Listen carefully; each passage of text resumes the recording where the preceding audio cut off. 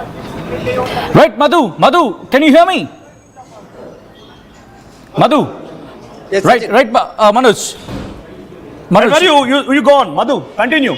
Trinamool Congress or BJP postal ballot దగ్గర ఎటువంటి హడావుడి ఉంది? ఎగ్జాక్ట్లీ కొద్దిసేపట్లో స్టార్ట్ కానుంది పోస్టల్ బ్యాలెట్. భారీ భద్రత ఉంది. ఇది భవానీపూర్.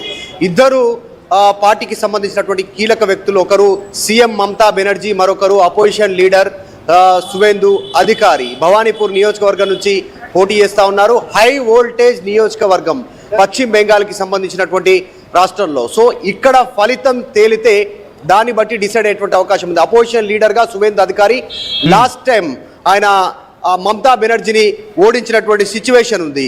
సో ఈసారి ఎట్లా ఉండనుంది అనేటువంటి చర్చ జరుగుతోంది. నందిగ్రామ్లో మమతా బెనర్జీని ఓడించారు లాస్ట్ టైం.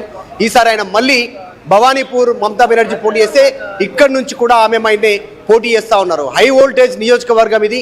దాదాపు మీడియా అంతా ఇక్కడే కేంద్రీకృతమైంది. తర్వాత కేంద్ర బలగాలు, ఫోర్సెస్, సెంట్రల్ ఫోర్సెస్ దాదాపు 1000 మంది స్టేట్ సెంట్రల్ ఫోర్సెస్ ఇక్కడ డిప్లాయ్ అయ్యాయి. అత్యంత కట్టుదిట్టమైనటువంటి భద్రతా ఏర్పాట్లు చేశారు. మనం చూస్తూ ఉన్నాం దీనికి సంబంధించి. సో ఓవరాల్గా భవానీపూర్కి సంబంధించినటువంటి ఓటింగ్ పర్సంటేజ్ చూస్తే బీజేపీ ఇక్కడ ఒక్కసారి కూడా గెలిచిందే లేదు ఇంతవరకు, ఒక్కసారి కూడా. గతంలో సిపిఐఎం, తర్వాత తృణమూల్ కాంగ్రెస్ మొత్తం పూర్తి స్థాయిలో భవానీపూర్లో బీజేపీ పెద్దగా ప్రభావం చూపింది లేదు. మొత్తం 100%, ఎగ్జాంపుల్ 100% ఓట్లను ఇక్కడ అనలైజ్ చేస్తే 25 నుంచి 29% మైనారిటీ ఓట్లు, ముస్లిం ఓట్లు ఉన్నటువంటి నియోజకవర్గం ఇది.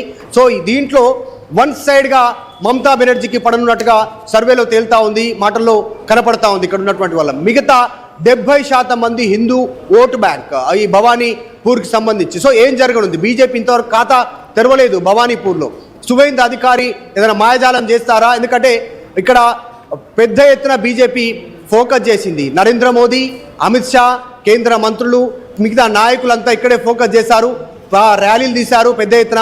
చాలా ఫోకస్ చేసినటువంటి పరిస్థితి. ఏం జరగనుంది అనేటువంటిది ఇక్కడ గతంలో కంటే ఎక్కువగా ఓటింగ్ పర్సంటేజ్ నమోదైనటువంటి పరిస్థితి. దాదాపు 80% పైగా నమోదైంది భవానీపూర్లో. ఓవరాల్గా 92% పశ్చిమ బెంగాల్లో ఓటింగ్ పర్సంటేజ్ నమోదవుతే ఈసారి ఇక్కడ కాస్త ఓటింగ్ పర్సంటేజ్ ఎక్కువైనటువంటి సిచ్యువేషన్ కనిపిస్తా ఉంది. చూస్తూ ఉన్నాం విజువల్స్లో. సెంట్రల్ ఫోర్సెస్ పూర్తి స్థాయి ఏ ఒక్కరిని అనుమతి ఇవ్వట్లేదు లోపలికి వెళ్ళడానికి. ఐడి కార్డ్, తర్వాత లోపలికి వెళ్ళేటువంటి అనుమతి సంబంధించినటువంటి కార్డు, పర్మిషన్ ఉంటేనే లోపలికి వదులుతా ఉన్నటువంటి సిచ్యువేషన్. సో చాలా అత్యంత హై వోల్టేజ్ ఉన్నటువంటి నియోజకవర్గం. ఇక్కడ ఫ్యాక్టర్స్ పశ్చిమ బెంగాల్లో కీలకమైనటువంటి ఫ్యాక్టర్స్ ఏంటి అనేటువంటిది అనలైజ్ లో కొన్ని విషయాలు ఫోకస్ చేస్తారు.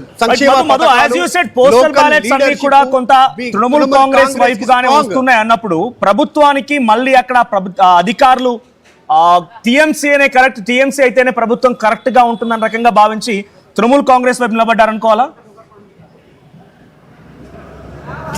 ఎగ్జాక్ట్లీ. అంటే ఇంకా క్లారిటీ లేదు.